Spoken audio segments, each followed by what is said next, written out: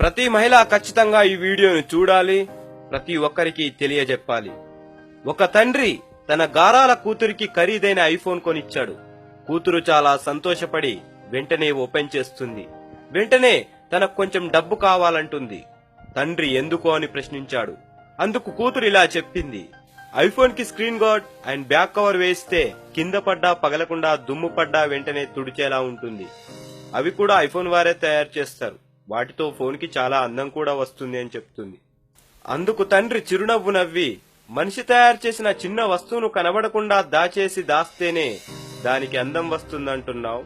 మరి ఆ దేవుడిచ్చిన వెలగట్టలేని ఈ శరీరాన్ని మాత్రం నిండు బట్టలతో కప్పితే అందం కనబడదంటూ సగం బట్టలు వేసుక తిరుగుతున్నారు.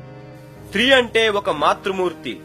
ఎదుటోడు నీ కట్టు బొట్టు నడవడక చూడగానే తల్లిలా భావించి గౌరవిస్తారు.